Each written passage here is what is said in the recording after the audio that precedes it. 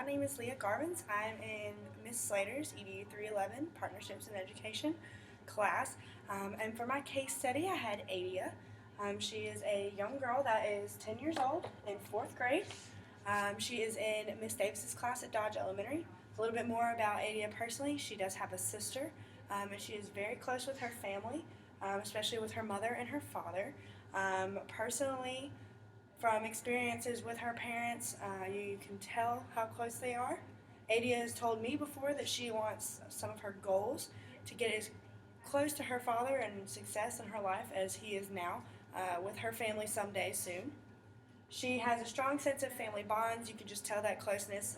Some of her favorite things to do, she says, is to play with her sister and spend time with her family on the weekends and outside as well. There are no medical concerns that I'm aware of that she has told me about, no allergies, anything like that.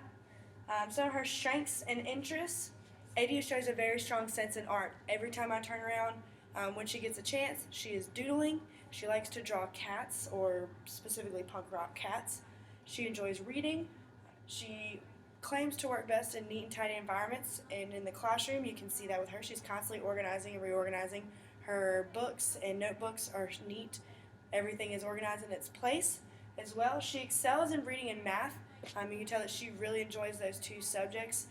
Whenever she gets a chance, she's always reading a book. When she finishes that book, she's the first one to jump up and say, "Miss Garvins, Miss Davis, can I go take an AR reading test?" She does meet her AR goals quite often. Some of her happiest moments that she tells me is when she's with her family as well. She really enjoys being with family and being outdoors and being with others. Some of the challenges that I have noticed working with Adia, she does have her biggest struggle in history. Not so much that she can't comprehend or understand the material that we're discussing, because we do use the Alabama Studies Weekly newspapers. Her biggest struggle comes from lack of interest. A lot of times she will doodle or get up and move around. She likes to try and get on the computer, take AR tests when we're trying to instruct. So I have noticed that as well. She does tend to have a bossy and nosy manner. If anyone asks a question about another student, she's the first one to get involved, whether she does know about the situation or not. So that tends to be a little bit of an issue. The teacher that I was with, my cooperating teacher, was a little bit concerned with her tendency to push others away because she does have that bossy and nosy manner of being in everyone else's business. They have talked about it before as a class, because it's not just Adia that is like that. Quite a few people in the classroom are that way as well. And no matter what kind of method we use to try and tone that down and have students mind their own business and stay involved in themselves and their work during the day, it doesn't seem to help a whole lot. She does ask a lot of irrelevant questions. We have noticed that she likes to ask questions whether they're relevant or irrelevant to the material being taught. And sometimes they are good questions, and sometimes they're questions just to ask questions, which can tend to be distracting to the other students as well as the teachers during instruction time. Her academic history, Adia doesn't have any history that I was informed of when talking to the teacher about special ed eligibility. Her testing history as a whole, her grades usually tend to be lower than the class average.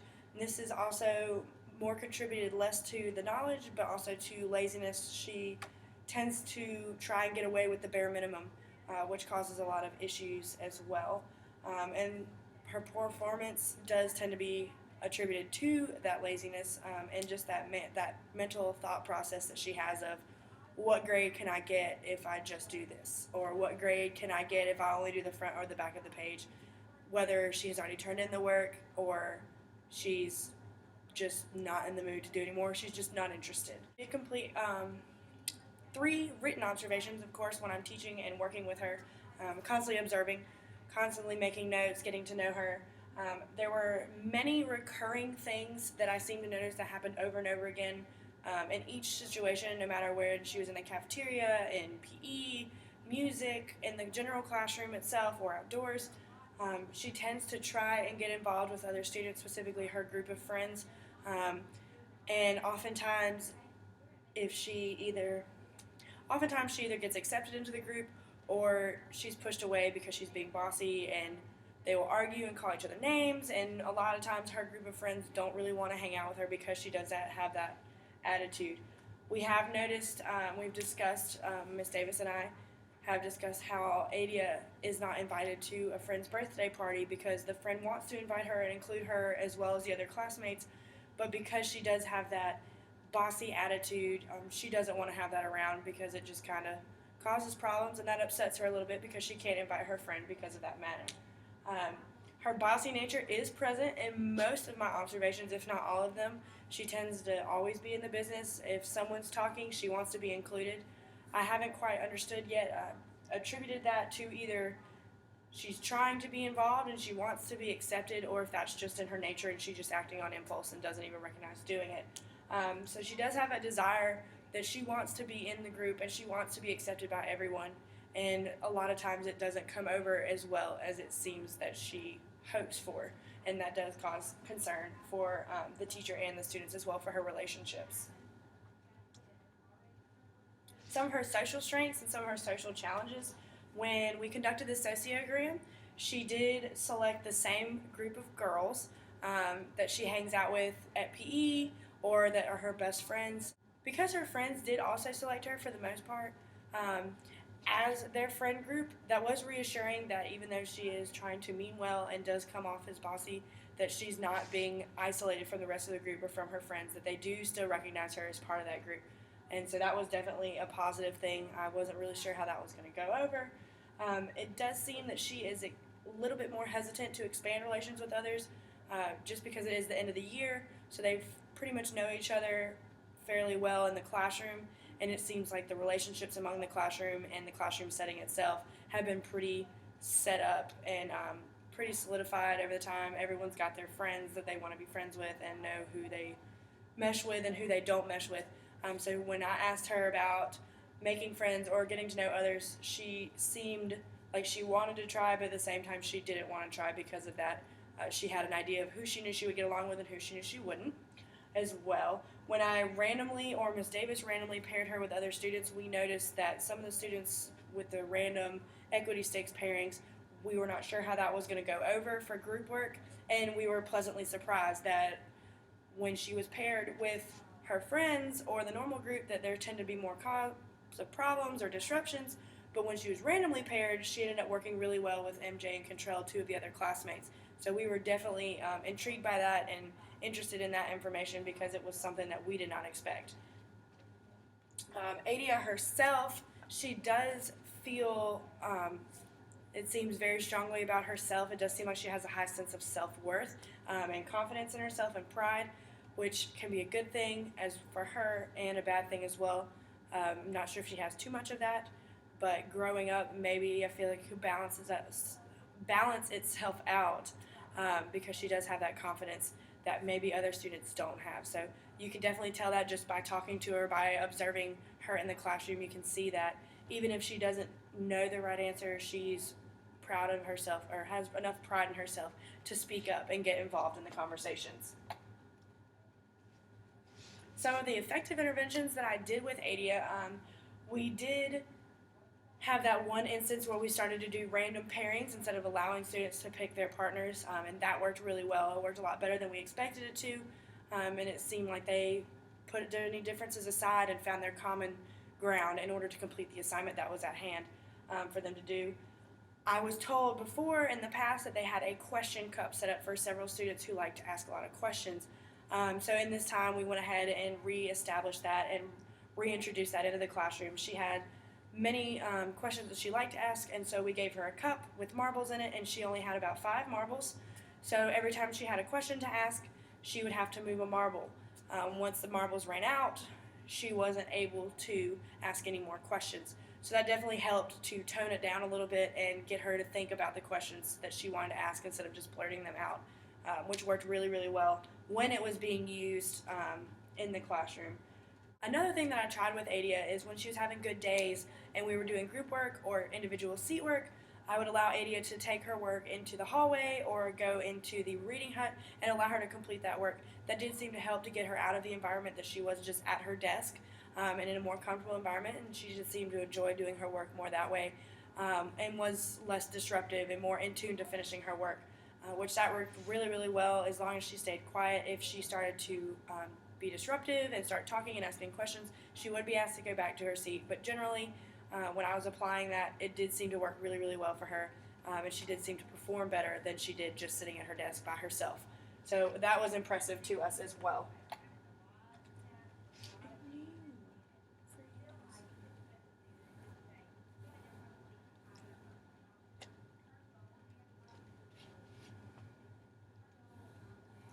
So just to continue on with that, um, like I was saying, her work in multiple places did help lower that disruption.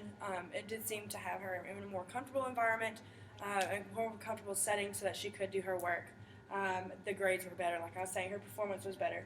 However, when we used the question cup, it wasn't always used, and so that was almost similar to um, a situation of inconsistency. So when it worked, it worked. When it didn't work, when it wasn't being applied, it tended to cause more problems. When we did try to reapply, it would take a little bit longer to reintroduce the fact of, hey, here's your question cup.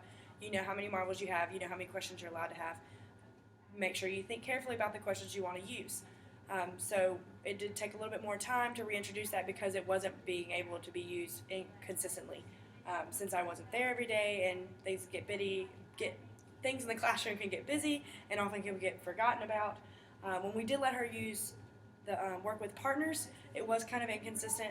Some days she could work with her friends and could do the work quietly and get the work done, whereas others she would be disruptive and walking around the classroom and not focusing on her work. And for the most part, whenever we did the partner work with random pairing partners, she did do extremely well. So with that case, it was consistent when allowing them to pick their partners. It wasn't, and so partner work in a whole wasn't very consistent because we didn't get that common ground of her working by herself or with a partner and getting the work done without being disruptive to the others and those partners of hers. Some things I learned working with Adia. I really enjoyed working with Adia. In the very beginning, she was very excited. She had lots of questions for me as well. She wanted to know why I was there, what me doing the case study was about, why I was working with her specifically. And completing the interest inventory, she really enjoyed that. She enjoyed talking to me about it afterwards and telling me the things that she enjoyed doing, what made her nervous, what made her excited, and she really seemed thrilled with that bond. In the beginning, she asked for help in the problems, like with math and history. She does tend to excel better in math, though with the material that we had this semester and this quarter, she did have a little bit harder time understanding why things were being taught the way they were or why they were just in general. So she did enjoy that. I have noticed working with her that a lot of times her being bossy or her being nosy in everyone's business, she does mean well. She really does. And you can tell that when she tries to do things that she's trying to be accepted by others and she just wants to be involved. And a lot of times it was interesting to sit on the outside and see that. You could tell that she was trying to mean well and her intentions were pure, but she was being misunderstood or it wasn't coming out the right way, that maybe she didn't think about it long enough and think about how to carry out that kind of thing so that it didn't get taken the wrong way by the other students as well. One major thing that I learned, and probably the biggest thing that I learned from working with Adia, is she kind of showed me a lot about myself, and often when I was working with her, I was thinking which student I was in the classroom when I was her age, and if I was like her, if I was different from her, how did I do things? How did she do things differently from me? So I definitely learned about her as well about myself as kind of a hindsight. That is what I have learned from Adia, and Adia has learned a lot from me. We discussed it, and I definitely look forward to seeing her again in the fall when she goes up to 5th grade. I would love to see how she grows from over the summer as well and over the next semester during our next part of teaching as well. So that is all for my case study. I hope you learned a little bit about her as well, and I hope that was informative for you. Thank you.